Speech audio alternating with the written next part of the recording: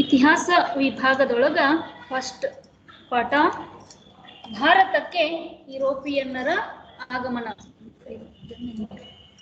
ಭಾರತಕ್ಕೆ ಯುರೋಪಿಯನ್ನರ ಆಗಮನ ಅಂತ ಫಸ್ಟ್ ಪಾಠ ಅದ. ಈ ಪಾಠದ ಮೇಲೆ ಸಾಕಷ್ಟು ಪ್ರಶ್ನೆಗಳು ಅಂದ್ರೆ 2 ಮತ್ತೆ 1 ಅಂಕದ ಪ್ರಶ್ನೆಗಳು ಬರಬಹುದಾದಂತಹ ಒಂದು ಪಾಠ ಇದು. ಈ ಪಾಠದಲ್ಲಿ ನೀವು ಯಾವೆಲ್ಲ ಕಲಿಕಾಂಶಗಳನ್ನ ಕಲಿತೀರಿ ಅಂತಂದ್ರೆ, ಮೊದಲನೇದು ಭಾರತವು ಯುರೋಪಿಯನ್ನರೊಂದಿಗೆ ಹೊಂದಿದ್ದ ವ್ಯಾಪಾರ ಸಂಬಂಧದ ಬಗ್ಗೆ ತಿಳ್ಕೊಳ್ತೀರಿ. ಅಂದ್ರೆ ಯಾವ ಕಾರಣಕ್ಕಾಗಿ ಯುರೋಪಿಯನ್ನರು ಭಾರತಕ್ಕೆ ಬಂದಿದ್ರು ಅನ್ನುವಂಥದ್ದನ್ನ ತಿಳ್ಕೊತೀರಿ.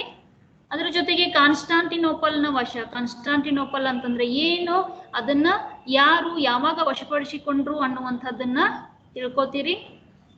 ಜೊತೆಗೆ ಭಾರತಕ್ಕೆ ಹೊಸ ಜಲಮಾರ್ಗವನ್ನ ಕಂಡು ಹಿಡಿದಿದ್ದು ಯಾರು ಮತ್ತೆ ಯಾವಾಗ ಅನ್ನುವಂಥದ್ರ ಬಗ್ಗೆ ತಿಳ್ಕೊಳ್ಳೋಣ.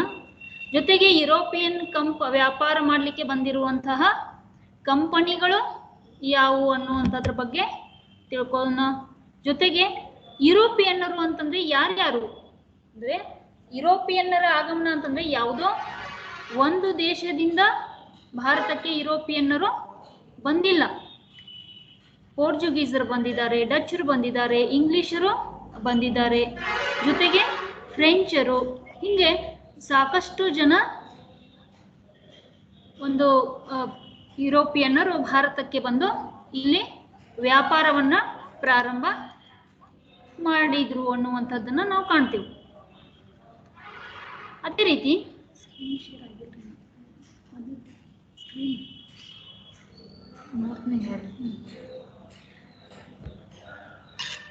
ಇನ್ನ ಈ ಭಾರತಕ್ಕೆ ಬಂದಿರುವಂತಹ ಈ ಯುರೋಪಿಯನ್ನರು ಯಾವ ಕಾರಣಕ್ಕಾಗಿ ಭಾರತವನ್ನ ಪ್ರವೇಶಿಸಿದ್ರು ಅನ್ನುವಂಥ ಒಂದು ಪ್ರಮುಖ ಅಂಶಗಳನ್ನ, ವ್ಯಾಪಾರ ಸಂಬಂಧವನ್ನ ಇಟ್ಕೊಳ್ಬೇಕು ಅಥವಾ ವ್ಯಾಪಾರಕ್ಕೋಸ್ಕರವಾಗಿ ಭಾರತಕ್ಕೆ ಯುರೋಪಿಯನ್ನರು ಬಂದ್ರು.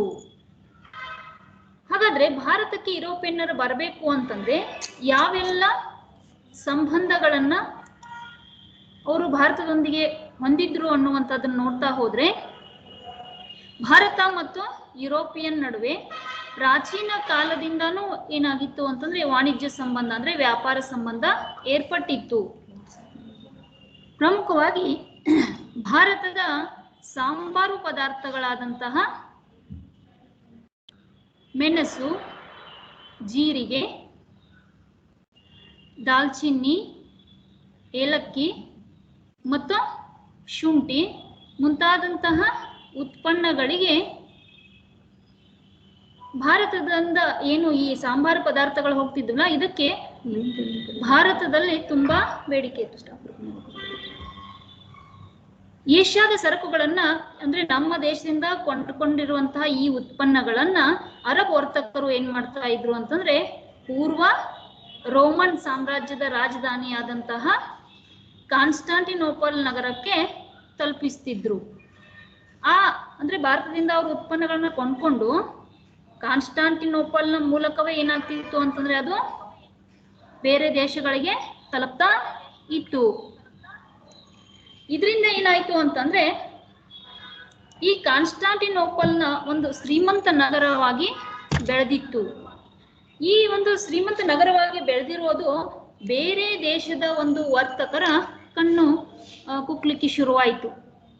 ಅಂದ್ರೆ ಕಾನ್ಸ್ಟಾಂಟಿನೋಪಲ್ನ ನಾವು ವಶಪಡಿಸಿಕೊಂಡ್ರೆ ಭಾರತಕ್ಕೆ ಈಸಿಯಾಗಿ ಹೋಗಬಹುದು, ಅಥವಾ ಆ ಭಾರತದ ವ್ಯಾಪಾರ ನಮ್ಮ ದೇಶದೊಂದಿಗೆ ಮಾತ್ರ ನಡಿಬೇಕು ಅನ್ನುವಂಥ ಒಂದು ಸ್ವಾರ್ಥ ಮನೋಭಾವ ಇನ್ನುಳಿದಂತಹ ಯುರೋಪಿಯನ್ ದೇಶದವರು ತಾಳಲಿಕ್ಕೆ ಶುರು ಮಾಡಿದ್ರು. ಇದರಿಂದ ಏನಾಗಿತ್ತು ಅಂತಂದ್ರೆ ಯುರೋಪಿನ ಶ್ರೀಮಂತಿಕೆ ಭಾರತವನ್ನ ಅವಲಂಬಿಸಿದೆ ಅನ್ನುವಂಥ ಒಂದು ವಿಚಾರ ಎಲ್ಲೆಡೆ ಪ್ರಚಾರ ಆಗೋಕ್ಕೆ ಶುರುವಾಯಿತು. ಹಾಗಾದ್ರೆ ಯಾವ ರೀತಿ ವ್ಯಾಪಾರವನ್ನು ಅವರು ಮಾಡ್ತಾ ಇದ್ರು ಅಂತಂದ್ರೆ, ಭಾರತದಿಂದ ಉತ್ಪನ್ನಗಳನ್ನು ಕೊಟ್ಕೊಂಡು ಇಟಲಿ ಅಂದ್ರೆ ಆ ಇಟಲಿಯ ವರ್ತಕರು, ಇಟಲಿ ವ್ಯಾಪಾರಸ್ಥರು ಭಾರತಕ್ಕೆ ಬಂದು ಇಲ್ಲಿ ಮಸಾಲೆ ವಸ್ತುಗಳನ್ನ ತಗೊಂಡು ಯುರೋಪಿಗೆ ಮಾರ್ತಾ ಇದ್ರು. ಅದೇ ಕಾರಣಕ್ಕಾಗಿಯೇ ಕಾನ್ಸ್ಟಾಂಟಿನೋಪಲ್ ಅನ್ನ ಅಂತಾರಾಷ್ಟ್ರೀಯ ಸರಕು ವಿನಿಮಯ ಕೇಂದ್ರ ಅಥವಾ ಇದನ್ನ ಯುರೋಪಿಯನ್ ವ್ಯಾಪಾರದ ಹೆಬ್ಬಾಗಿಲು ಅಂತ ಗುರುತಿಸ್ತಾರೆ. ನೋಡ್ರಿ, ಇದು ಇಂಪಾರ್ಟೆಂಟ್ ಕ್ವಶನ್, 1 ಅಂಕದ ಪ್ರಶ್ನೆಯಲ್ಲಿ ಇದು ಮೋಸ್ಟ್ ಇಂಪಾರ್ಟೆಂಟ್, ನೆನ್ಪಿಟ್ಕೋರಿ. ಇಲ್ಲಿ ನೋಡ್ರಿ, ನಾ ಏನ್ ಇದು ಕರ್ಸರ್ ತೋರ್ಸತ್ತೇನಿಲ್ಲ, ವ್ಯಾಪಾರದ ಹೆಬ್ಬಾಗಿಲು, ಯುರೋಪಿಯನ್ ವ್ಯಾಪಾರದ ಹೆಬ್ಬಾಗಿಲು ಎಂದು ಯಾವ ನಗರವನ್ನು ಕರೆಯುತ್ತಾರೆ? ಕಾನ್ಸ್ಟಾಂಟಿನೋಪಲ್, ನೆನ್ಪಿಟ್ಕೋಬೇಕು. ಇನ್ನು ಅದೇ ರೀತಿ ಏಷ್ಯಾದ ದೇಶಗಳ ವ್ಯಾಪಾರದ ಮೇಲೆ ಈ ಅರಬ್ಬರು ಏಕಸ್ವಾಮ್ಯವನ್ನ ಸಾಧಿಸಿದ್ರು. ಇದರಿಂದ ಏನಾಗ್ತಿತ್ತು ಅಂತಂದ್ರೆ ಅವರಿಗೆ ಒಳ್ಳೆಯ ಲಾಭ ಆಗೋಕ್ ಶುರು ಆಯ್ತು. ಅಂದ್ರೆ ಭಾರತದ ಮಸಾಲೆ ಪದಾರ್ಥಗಳನ್ನ ಅತಿ ಹೆಚ್ಚು ಲಾಭವನ್ನ ತಂದು ಕೊಡುವಂತಹ ಒಂದು ವ್ಯಾಪಾರ ಭಾರತದಿಂದ ಶುರುವಾಯಿತು. ಇಲ್ಲಿ ಈ ಕಾನ್ಸ್ಟಾಂಟಿನೋಪಲ್ ನಗರವನ್ನ ವಶಪಡಿಸಿಕೊಳ್ಬೇಕು ಅಂತ ಕೆಲವು ಯುರೋಪಿಯನ್ ದೇಶಗಳು ಏನ್ ಮಾಡಕತ್ತು ಅಂತಂದ್ರೆ ಕಾನ್ಸ್ಟಾಂಟಿನೋಪಲ್ ನಗರದ ವಶ ಮಾಡಿಕೊಳ್ಳಿಕ್ಕೆ ಶುರು ಮಾಡಿದ್ರು. ಅದರಲ್ಲಿ ಏಷ್ಯಾ ಮತ್ತು ಯುರೋಪ್ ನಡುವೆ ಈ ಕಾನ್ಸ್ಟಾಂಟಿನೋಪಲ್ ಮೂಲಕ ಏನ್ ನಡೀತಾ ಇತ್ತ, ಈ ನಗರವನ್ನ ಕ್ರಿಸ್ತಶಕ 1453ರಲ್ಲಿ ಆಟೋಮನ್ ಟರ್ಕರು ಏನ್ ಮಾಡಿದ್ರು ಅಂತಂದ್ರೆ ಕಾನ್ಸ್ಟಾಂಟಿನೋಪಲ್ ನಗರವನ್ನ ವಶಪಡಿಸಿಕೊಂಡರು. ಇದನ್ನೇ ಕಾನ್ಸ್ಟಾಂಟಿನೋಪಲ್ ಪತನ ಅಂತ ಕರೀತಾರೆ. ಅಂದ್ರೆ ಭಾರತಕ್ಕೆ ಬರಬೇಕಾದ್ರೆ ಅವರಿಗೆ ಇದ್ದಂತ ಭೂಮಾರ್ಗ ಮುಚ್ಚಿ ಹೋಗ್ಬಿಡ್ತು, ರೋಡ್ ಬಂದ್ ಮಾಡಿಬಿಟ್ರು ಅವರು. ಇನ್ನು ಭಾರತಕ್ಕೆ ಬರಬೇಕು ಅಂತಂದ್ರೆ ಯುರೋಪ್ನವ್ರಿಗೆ ಬೇರೆ ದಾರಿ ಹುಡುಕೋದು ಅನಿವಾರ್ಯ ಆಗ್ಬಿಡ್ತು. ಈ ಆಟೋಮನ್ ಟರ್ಕರಿಂದ ಯುರೋಪ್ಗೆ ಭಾರಿ ನಷ್ಟ ಆಗಕ್ಕಾಯ್ತು, ಭಾರತಕ್ಕ ಅವ್ರು ಯಾರು ಬರ್ಲಿಕ್ಕೆ ಅಸಾಧ್ಯ ಆಗ್ಲಿಕ್ಕಾಯ್ತು. ಅಂತ ಸಂದರ್ಭದಲ್ಲಿ ಆ ವರ್ತಕರಿಗೆ ಈ ಒಂದು ಬೇರೆ ಮಾರ್ಗಗಳ ಮೂಲಕ ಭಾರತವನ್ನ ಪ್ರವೇಶಿಸುವುದು ಅನಿವಾರ್ಯ ಆಗ್ಲಿಕ್ಕೆ ಶುರುವಾಯಿತು. ಇದರಿಂದ ಒಂದು ಹೆಚ್ಚಿನ ಲಾಭವನ್ನ ಪಡಿಬೇಕು ಅನ್ನೋ ಕಾರಣಕ್ಕಾಗಿ ಹೇಗಾದ್ರೂ ಮಾಡಿ ಏಷ್ಯಾಕ್ಕೆ ಅಥವಾ ಭಾರತಕ್ಕೆ ಒಂದು ಹೊಸ ಮಾರ್ಗವನ್ನ ಕಂಡು ಹಿಡಿಬೇಕು ಅಂತ ತಿಳ್ಕೊಂಡು ಪ್ರಯತ್ನಗಳು ಶುರುವಾದವು. ಹಾಗಾದ್ರೆ ಈ ಯುರೋಪಿಯನ್ನರಿಗೆ ಈ ಪ್ರಯತ್ನಗಳಿಗೆ ಯಾರೆಲ್ಲ ಸಹಾಯವನ್ನ ಮಾಡಿದ್ರು ಅನ್ನುವಂಥದ್ದು ಇಲ್ಲಿ ಪ್ರಮುಖ ಅಂಶ ಆಗ್ತದೆ. ಯಾಕಂದ್ರೆ ಕೇವಲ ವರ್ತಕರಷ್ಟೇ ಒಂದು ದೇಶಕ್ಕೆ ಹೊಸದೊಂದು ಮಾರ್ಗವನ್ನ ಕಂಡು ಹಿಡಿಬೇಕು ಅಂತಂದ್ರೆ ಅದು ಅಸಾಧ್ಯವಾದ ಮಾತು. ಯಾಕಂದ್ರೆ ಅವರ ಈ ಕಾರ್ಯಕ್ಕೆ ಅವರಿಗೆ ಸಾಕಷ್ಟು ಸಹಾಯ, ಆರ್ಥಿಕ ಸಹಾಯ ಇದೆಲ್ಲ ಬೇಕಾಗ್ತದೆ. ಅದಕ್ಕೆ ಅವರಿಗೆ ಯಾವೆಲ್ಲ ಅಂಶಗಳು ಸಹಾಯಕ ಆದವು ಅನ್ನುವಂಥದ್ದು ಪ್ರಮುಖವಾಗಿ ನೋಡ್ಬೇಕಾದ್ರ ಇಲ್ಲಿ ಹೊಸ ಜಲಮಾರ್ಗಕ್ಕೆ ಬಳಕೆಯಾದ ವೈಜ್ಞಾನಿಕ ಸಲಕರಣೆಗಳು ಯಾವುವು? ಮೋಸ್ಟ್ ಇಂಪಾರ್ಟೆಂಟ್ ಕ್ವಶನ್ ಈ ಅಧ್ಯಾಯದಲ್ಲಿ ಬರ್ತಕ್ಕಂಥದ್ದು. ಯಾವ ಹೊಸ ವೈಜ್ಞಾನಿಕ ಸಲಕರಣೆಗಳು ಸಮುದ್ರಯಾನವನ್ನು ಪ್ರೋತ್ಸಾಹಿಸಿದವು ಅಂತ ತುಂಬಾ ಬಹಳ ವರ್ಷ ಏನಾಗಿದೆ ಅಂತ ನಾವು ವಾರ್ಷಿಕ ಪರೀಕ್ಷೆಯಲ್ಲಿ ಈ ಪ್ರಶ್ನೆ ಕೇಳಿದರು. ರಿಪೀಟ್ ಆಗಿ ಬಂದಿರುವಂತಹ ಪ್ರಶ್ನೆ, ಇಂಪಾರ್ಟೆಂಟ್, ನೆನಪಿಟ್ಕೋರಿ. ಯಾವ ವೈಜ್ಞಾನಿಕ ಸಲಕರಣೆಗಳನ್ನ ಈ ನಾವಿಕರು ಬಳಸೋಕ್ ಶುರು ಮಾಡಿದ್ರು ಅಂತಂದ್ರೆ ದಿಕ್ಸೂಚಿ, ಆಸ್ಟ್ರೋಲೋಬ್ ಮತ್ತೆ ಸಿಡಿಮದ್ದು, ಭೂಪಟ ಇವೆಲ್ಲ ನಾವಿಕರಿಗೆ ನೆರವನ್ನ ನೀಡಿದವು. ಅಂದ್ರೆ ಅಪರಿಚಿತ ದೇಶದಲ್ಲಿ ಅಡ್ಡಾಡ್ಲಿಕ್ಕೆ ಅಥವಾ ಸುತ್ತಾಡ್ಲಿಕ್ಕೆ ಅವರಿಗೆ ಧೈರ್ಯ ಬಂದದ್ದು ಸಿಡಿಮದ್ದುಗಳನ್ನ ತೆಗೆದುಕೊಂಡಿದ್ರಿಂದ.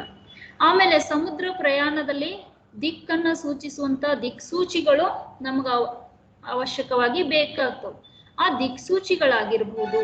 ಆನಂತರ ಸಮುದ್ರಯಾನವನ್ನ ಮಾಡಬೇಕು ಅಂತಂದ್ರೆ ನಮಗೆ ಗ್ರಹಗಳ ಉನ್ನತಿ ಕೂಡ ಅಷ್ಟೇ ಮುಖ್ಯ. ಯಾಕಂದ್ರೆ ಗ್ರಹಗಳ ಉನ್ನತಿ ಅಂದ್ರೆ ಗ್ರಹಗಳ ಸಮೀಪ ದೂರ ಇದು ಸಮುದ್ರದ ಅಲೆಗಳ ಮೇಲೆ ಪ್ರಭಾವವನ್ನ ಬೀರುವಂಥದ್ದು. ಅಂದ್ರೆ ಹಳ್ಳಿಗಳ ಕಡೆ ಮಾತಾಡ್ತಿರ್ತಾರೆ ನೋಡ್ರಿ, ಹುಣ್ಣಿಮೆಗೆ ಒಂದು ರೀತಿಯ ಸಮುದ್ರದ ಅಲೆಗಳು ಬರ್ತಾವು, ಅಮಾವಾಸ್ಯೆಗೆ ಒಂದು ರೀತಿಯ ಸಮುದ್ರದ ಅಲೆಗಳು ಇರ್ತಾವು, ಒಂದು ಟೈಮಲ್ಲಿ ಹೆಚ್ಚಿಗೆ ಬರ್ತಿರ್ತಾವು, ರಭಸವಾಗಿ ಬರ್ತಾವು, ಒಂದ್ಸಲ ಕಡಿಮೆ ಪ್ರಭಾವವನ್ನ ಬೀರ್ತಿರ್ತಾವು. ಈ ರೀತಿ ಯಾವ ರೀತಿ ಸಮುದ್ರದ ಅಲೆಗಳು ಬರ್ತಾವು ಅನ್ನೋದನ್ನ ತಿಳ್ಕೊಳ್ಳೋದನ್ನೇ ಆಸ್ಟ್ರೋಲೋಬ್ ಅಂತ ಕರೀತಾರೆ. ಆ ಮಾಪನ ಸಿಕ್ಕ ನಂತರ ನಾವಿಕರಿಗೆ ಏನಾಗಕ್ಕಾಯ್ತು, ಹೊಸ ದೇಶಗಳಲ್ಲಿ ನಿರ್ಭಯವಾಗಿ ಅಡ್ಡಾಡ್ಲಿಕ್ಕೆ ಇದು ಅನುಕೂಲವನ್ನ ಮಾಡಿಕೊಡ್ತು. ಈ ಎಲ್ಲ ವೈಜ್ಞಾನಿಕ ಸಲಕರಣೆಗಳು ಪೋರ್ಚುಗೀಸರಿಗಾಗಿರ್ಬೋದು ಅಥವಾ ಬೇರೆ ಯುರೋಪಿಯನ್ನರಿಗಾಗಿರ್ಬೋದು, ಇವರೆಲ್ಲ ಏನ್ ಮಾಡಿದ್ರು ಅಂತಂದ್ರೆ ಭಾರತಕ್ಕೆ ಹೊಸ ಜಲಮಾರ್ಗವನ್ನ ಕಂಡು ಹಿಡಿಯಲಿಕ್ಕೆ ಸಹಾಯವನ್ನ ಮಾಡಿದಂತ, ಪ್ರೋತ್ಸಾಹವನ್ನ ನೀಡಿದ್ವು. ಜೊತೆಗೆ ಈ ಪೋರ್ಚುಗೀಸ್ ಆಗಿರ್ಬೋದು ಅಥವಾ ಯುರೋಪಿಯನ್ ರಾಜರುಗಳು ಕೂಡ ಅವರಿಗೆ ನೆರವನ್ನ ನೀಡಿದ್ರು. ಭಾರತಕ್ಕೆ ಬಂದಿಳಿದು ವ್ಯಾಪಾರ ಮಾಡ್ಲಿಕ್ಕೆ ಪರ್ಮಿಷನ್ ತೆಗೆದುಕೊಂಡ, ಇಲ್ಲಿಯ ಮಸಾಲೆ ಪದಾರ್ಥಗಳನ್ನ ತಮ್ಮ ದೇಶಕ್ಕೆ ಒಯ್ಯಲಿಕ್ಕೆ. ಆ ನಂತರ ಈ ವಾಸ್ಕೋಡಿ ಗಾಮಾನ ನಂತರದಲ್ಲಿ ಯುರೋಪಿಯನ್, ಡಚ್, ಇಂಗ್ಲಿಷ್ ಮತ್ತು ಫ್ರೆಂಚ್ ವ್ಯಾಪಾರಿ ಕಂಪನಿಗಳು ಭಾರತಕ್ಕೆ ಬಂದವು. ಇದರಲ್ಲಿ ಭಾರತ ಅಲ್ಲದೆ ಅವರಿಗೆ ಭಾರತದ ಸುತ್ತಮುತ್ತಲಿನ ಕೆಲವೊಂದು ದೇಶಗಳನ್ನ ತಿಳ್ಕೊಳ್ಳಿಕ್ಕೆ, ಭಾರತದ ಚರಿತ್ರೆಯನ್ನ ಬದಲಾಯಿಸ್ಲಿಕ್ಕೆ ಇದೊಂದು ಅನುಕೂಲವನ್ನ ಮಾಡಿಕೊಡ್ತು. ನೋಡ್ರಿ, ಇಲ್ಲಿ ಈ ಚಿತ್ರದಲ್ಲಿ ನೋಡಬಹುದು ನೀವು, ಭಾರತಕ್ಕೆ ಬಂದಂತಹ ಯುರೋಪಿಯನ್, ಡಚ್ಚು, ಇಂಗ್ಲಿಷು, ಆನಂತರ ವಿವಿಧ ಒಂದು ದೇಶದವ್ರು ಏನ್ ಮಾಡಿದ್ರು, ಭಾರತವನ್ನ ಪ್ರವೇಶ ಮಾಡಿದ್ರು. ಅದರಲ್ಲಿ ಮೊಟ್ಟ ಮೊದಲು ಬಂದವರು ಅಂತಂದ್ರೆ ಪೋರ್ಚುಗೀಸರು ಅನ್ನುವಂಥದ್ದನ್ನ ನೋಡಿದ್ವು. ಇದರಲ್ಲಿ ನೋಡ್ರಿ, ಭಾರತಕ್ಕೆ ಮೊದಲು ಬಂದ ಬ್ರಿಟಿಷರು ಅಥವಾ ಯುರೋಪಿಯನ್ರು ಅಂತಂದ್ರೆ ಪೋರ್ಚುಗೀಸರು, ಕೊನೆಗೆ ಹೋದವರು ಕೂಡ ಪೋರ್ಚುಗೀಸರು. ನೆನ್ಪಿಟ್ಕೋರಿ, ಜಲಮಾರ್ಗದ ಮೂಲಕ ವ್ಯಾಪಾರಕ್ಕಾಗಿ ಭಾರತಕ್ಕೆ ಬಂದ ಮೊಟ್ಟ ಮೊದಲ ಯುರೋಪಿಯನ್ ಪೋರ್ಚುಗೀಸರು. ಆ ನಂತರ ಲಾಸ್ಟ್ ಹೋದವರು ಕೂಡ ಯುರೋಪಿಯನ್ನರೇ. ಯಾಕಂದ್ರೆ 1947 ಸ್ವತಂತ್ರ ಸಿಕ್ಕರು ಕೂಡ ಇನ್ನೂ ಪೋರ್ಚುಗೀಸರು ನಮ್ಮ ಗೋವಾದಲ್ಲಿ ಹಾಗೆ ಇದ್ರು. ಅವರನ್ನ ಮತ್ತೆ ಇಲ್ಲಿಂದ ಓಡಿಸ್ಬೇಕಂದ್ರೆ ಸಣ್ಣದೊಂದು ಸೈನಿಕ ಕಾರ್ಯಾಚರಣೆಯನ್ನೇ ವಲ್ಲಭಾಯ್ ಪಟೇಲ್ ಅವ್ರು ಮಾಡ್ಬೇಕಾಗಿ ಬಂತು. ಅದಕ್ಕೆ ಕೊನೆಗೆ ಹೋದವರು ಕೂಡ ಅವರೇ ಅನ್ನುವಂಥದ್ದನ್ನ ನೋಡ್ತೇವೆ. ಈ ವಾಸ್ಕೋಡಿ ಗಾಮ, ಈ ಚಿತ್ರದಲ್ಲಿ ನೋಡ್ತಾ ಇರ್ಬೋದು ನೀವು, ವಾಸ್ಕೋಡಿ ಗಾಮನ ಒಂದು ಭಾವಚಿತ್ರ.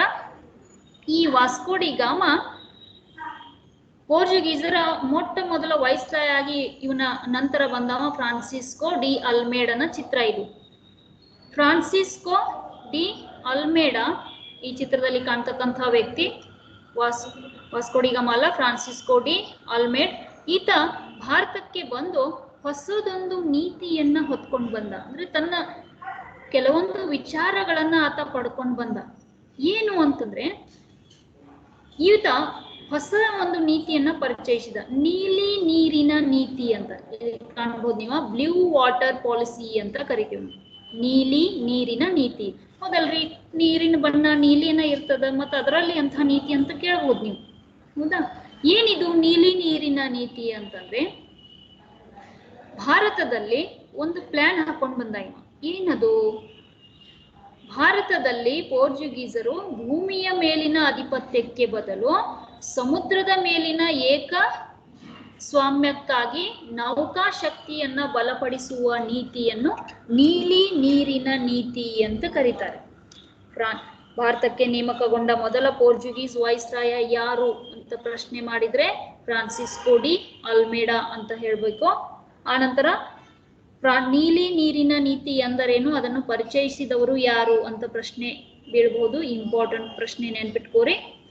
ಫ್ರಾನ್ಸಿಸ್ಕೋ ಡಿ ಅಲ್ಮೇಡ್ ಈ ನೀಲಿ ನೀರಿನ ನೀತಿಯನ್ನ ಪರಿಚಯಿಸಿ ನೌಕಾಶಕ್ತಿಯನ್ನ ಬಲಪಡಿಸೋದು. ಅಂದ್ರೆ ಭಾರತಕ್ಕೆ ಬರ್ಬೇಕಾದ್ರೆ ಏನು ನಾವ ಜಲಮಾರ್ಗ ಕಂಡುಹಿಡಿದೆವು, ಅದು ನಮ್ಮ ಅಧೀನದಲ್ಲಿಯೇ ಇರಬೇಕು.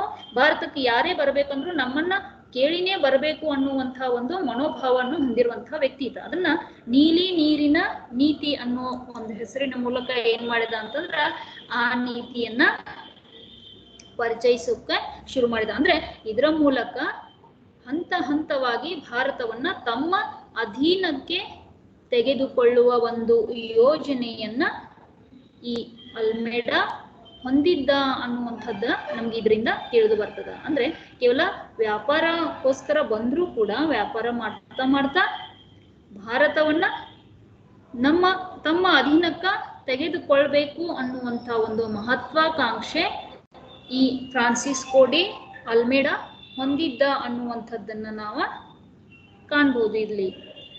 ಇನ್ನು ಅದೇ ರೀತಿಯಾಗಿ ಪೋರ್ಚುಗೀಸರ ನಂತರದಲ್ಲಿ ಭಾರತಕ್ಕೆ ಬಂದಂತಹ ವ್ಯಕ್ತಿ ಅಂತಂದ್ರೆ ಆಲ್ಬುಕರ್ಕ್. ಈತ ಕೂಡ ಒಬ್ಬ ಪೋರ್ಚುಗೀಸ್ ವ್ಯಕ್ತಿನೇ. ಈ ಅಲ್ಮೇಡಾನ ನಂತರ ಬಂದಂತಹ ಅಲ್ಬುಕರ್ಕ್ ಭಾರತದಲ್ಲಿ ಪೋರ್ಚುಗೀಸ್ ಸಾಮ್ರಾಜ್ಯದ ನಿಜವಾದ ಸ್ಥಾಪಕ ಅಂತ ಕರೀತಾರೆ. Alfonso D Albuquerque.